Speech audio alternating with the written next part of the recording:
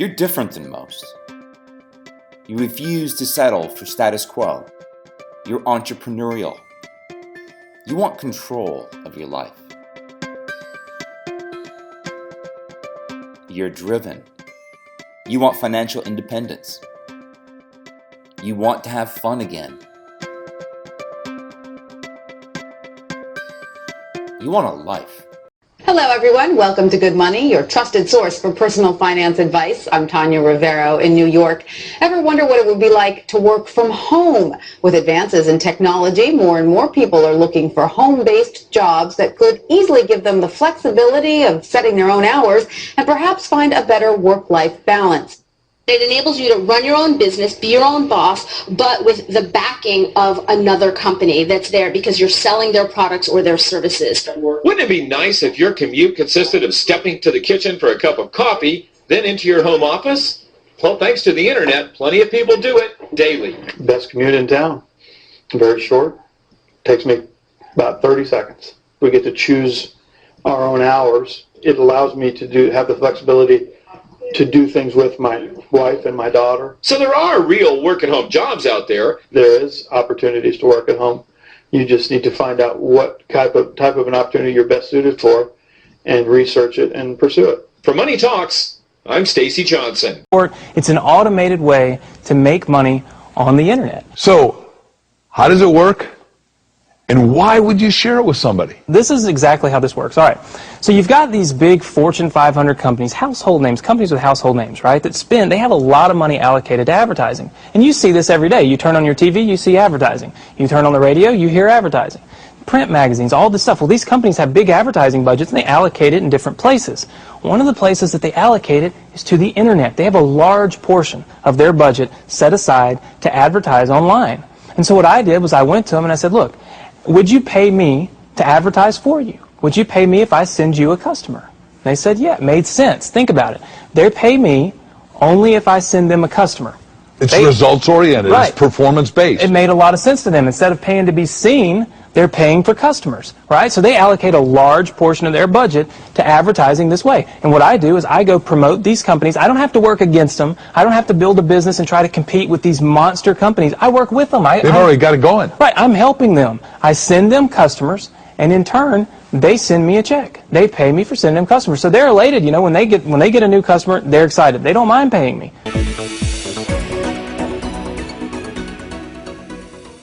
Hi, my name's PJ, and welcome to our short presentation. Have you ever wondered how the rich keep getting richer while broke people stay broke and the middle class seems to be shrinking? Well, this isn't nearly as mysterious as it may appear when you examine the specific differences in how broke people, the middle class, and the rich spend their money. Now, this is such a simple concept, yet so profound, it nearly knocked me out of my chair when I finally understood it. I'm going to show you exactly how the rich spend their money, and you can evaluate for yourself why they keep getting richer and the broke keep getting broker, and why the middle class remains so stressed out. Now, to get started, I'd like to review some financial terms we'll be using during this presentation. The terms that you need to be familiar with are cash flow, which means money you bring in, expenses, which means money you spend, assets. Now, this is the most confusing one. You're probably familiar with the traditional definition of an asset, which is something you own or have equity in. However, back in the 1990s, Robert Kiyosaki introduced us to a new definition of an asset in his groundbreaking Rich Dad, Poor Dad series of books. Robert taught us that an asset is something that pays you, and that's the definition we'll be using here. Liabilities is the last term, and it's defined as things that cost you money. As an example, a house is typically viewed as an asset, but can it actually be a liability? Yes, with our revised definition, anything that costs you money is a liability, not an asset. If you have a mortgage, your house is an asset to your banker because it pays him or her every month. But could a house also be considered an asset to you? Yes, in the right circumstances it could, when it pays you money. Let's say you buy a house and you rent it out, and it paid you a positive cash flow every month after all expenses. That would then be considered an asset. Now, one more time with the terms, just to be very clear before we continue. Cash flow is money you make. Expenses, that's money you spend. An asset pays you, and a liability costs you. Now let's take a look at how broke people spend their money. Now, when I say broke people, I'm not referring to the destitute. I'm speaking about that large portion of our society that lives from paycheck to paycheck and who never seem to have any money. In fact, most times there's more month left at the end of their money, and I'm sure many of you can relate to that group. On payday, broke people buy what I'm going to call stuff. Well, what's stuff? Well, that's inexpensive things that people buy that they don't really need to survive. You go into someone's house and you can't find any counter or tabletop space in the whole house because of all the stuff on it. Their house and their cars are full and cluttered with stuff. Well, where do they get all this stuff? They buy it at the flea market, at the garage sale, at the dollar store, at the craft show. So cash flow comes in and then it goes straight out the expense column to buy stuff. You see, broke people never really educate themselves on assets and liabilities. They justify buying all of this stuff by claiming that it costs so little. But over the years, it's all they ever have. The problem is their cash flow never produced or created more cash flow. Now, please understand, I'm not undermining or taking any shots at this or any group. I just see a lot of financial difficulty out there, and it really doesn't need to be that way. Creating wealth isn't a mystery, it's a formula. The only reason someone doesn't create wealth is because they either don't know the formula or they don't apply the formula. Now let's take a look at the middle class. The middle class is the group that society mistakenly thinks are rich. They're not. Yes, they typically earn a six-figure income, and many of them appear rich, but it's what they buy with their money that keeps them prisoners of the middle class. What they typically buy are liabilities. Remember the definition of a liability? Things that cost you. By buying liabilities, the money gets pushed up and out their expense column. Liabilities are items like cars, boats, houses, airplanes, credit card debt. Now let's see just how this happens. The middle class gets a nice paycheck, let's say $10,000 for the month. They then split that down the middle and they pay their monthly expenses with half, and with the other half, they make a down payment on a new car. The car costs $5,000 down, and after they add on the insurance and the maintenance, that liability now costs $1,100 new dollars every single month. A few months go by, and they want a boat, then a vacation home, a Rolex watch on their credit card, a vacation on their credit card. And before you know it, their liabilities have raised their expense levels to near or above their income levels. They actually spend equal to or more than they make, meaning that they have to go to work and make a certain amount of money every single month just to cover their liabilities.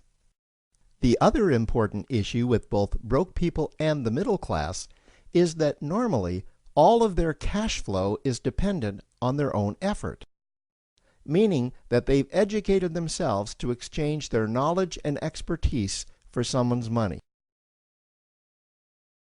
Also, the money they earn is usually the highest taxed form of income. Here's an example. An attorney is knowledgeable about law, so people pay him or her in exchange for that knowledge on an hourly basis. The problem here is that if the attorney isn't sharing that knowledge with a client, then the attorney isn't making any money. This causes lots of stress and anxiety in their lives, and if you ever ask them to take an afternoon off to play golf with you, well, they very rarely can because of how much money it'll cost them to take that time off. On the surface, life's pretty good. The reality is that it's a roller coaster ride. That's the middle class. Now, I know this group very well because for a great deal of my adult life, that was me. Now let's take a look at how the rich people spend their money. Rich people acquire assets. Again, an asset is something that pays you. If you want to become rich, buy assets that earn you more money.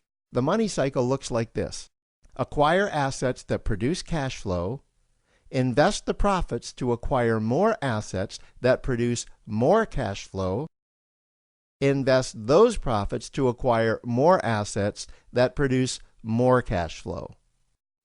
The rich spend their money and acquire things that produce more money. Here are a few examples of assets that produce more money. Investments are the obvious ones: stocks, bonds, real estate. Education is another asset. If you learn how to do something that produces more money for you and you actually do it, that's buying an asset. There's a great quote that goes, "If you think education is expensive, you should see how expensive stupidity is." Another example of assets you can acquire that pay you are cash-generating opportunities, especially those opportunities that can create a passive cash flow. Passive meaning that once you build it up, the money continues to flow whether you're still building it or not. Here's a small example. Let's suppose you bought a pinball machine and you put it in a barber shop, and you don't spend any of the profits.